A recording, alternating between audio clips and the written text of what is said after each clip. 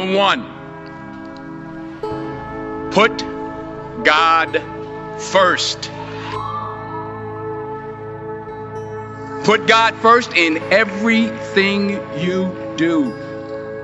Everything that you think you see in me, everything that I've accomplished, everything that you think I have, and I have a few things, everything that I have is by the grace of God.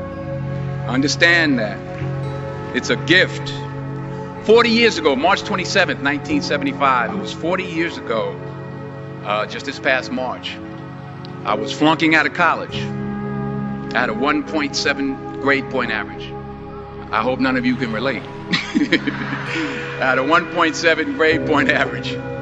I was sitting in my mother's beauty shop. They still call it beauty shop now? What they call it now? Yeah, I was sitting in the beauty parlor. I was sitting in my mother's beauty parlor, and I'm looking in the mirror, and I see behind me this woman under the dryer.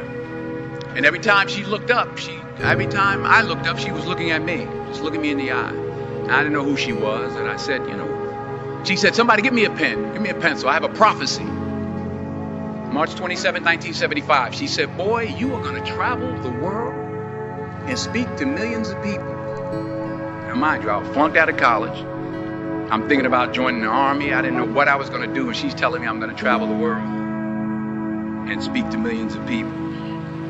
Well, I have traveled the world, and I have spoke to millions of people. But that's not the most important thing, the success that I had. The most important thing is that what she taught me and what she told me that day has stayed with me since. I've been protected. I've been directed. I've been corrected. I've kept God in my life, and it's kept me humble. I didn't always stick with him, but he always stuck with me. So stick with him in everything you do.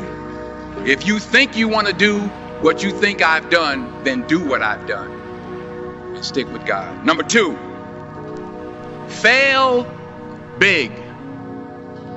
That's right. Fail big. Today's the beginning of the rest of your life, and it can be very frightening. It's a new world out there. It's a mean world out there, and you only live once. So do what you feel passionate about. Take chances professionally. Don't be afraid to fail. There's an old IQ test, was 9 dots, and you had to draw 5 lines with a pencil within these 9 dots without lifting the pencil. The only way to do it was to go outside the box. So don't be afraid to go outside the box. Don't be afraid to think outside the box. Don't be afraid to fail big, to dream big. But remember, dreams without goals are just dreams, and they ultimately fuel disappointment. So have dreams, but have goals. Life goals, yearly goals, monthly goals, daily goals. I try to give myself a goal every day. Sometimes it's just to not curse somebody out. Simple goals, but have goals. And understand that to achieve these goals, you must apply discipline and consistency. In order to achieve your goals, you must apply discipline, which you've already done, and consistency every day, not just on Tuesday and just a few days. You have to work at it every day. You have to plan every day. You heard the saying, we don't plan to fail, we fail to plan. Hard work works. Working really hard is what successful people do. And in this text, tweet, twerk world that you've grown up in, remember, just because you're doing a lot more doesn't mean you're getting a lot more done. Remember that. Just because you're doing a lot more doesn't mean you're getting a lot more done. Don't confuse movement with progress. My mother told me, she said, yeah, because you can run in place all the time and never get anywhere. So continue to strive, continue to have goals, continue to progress. Number 3, you'll never see a U-Haul behind a hearse. I'll say it again. You'll never see a U-Haul behind a hearse. I don't care how much money you make, you can't take it with you. And it's not how much you have, it's what you do with what you have. We all have different talents. Some of you will be doctors, some lawyers, some scientists, some educators, some nurses, some teachers. Yeah, okay.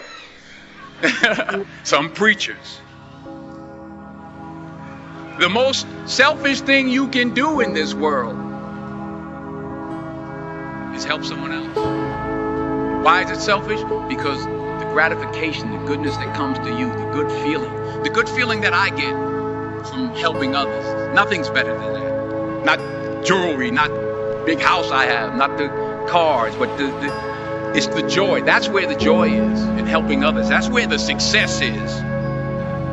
Finally, I pray that you put your slippers way under the bed tonight, so that when you wake up in the morning, you have to get on your knees to reach them.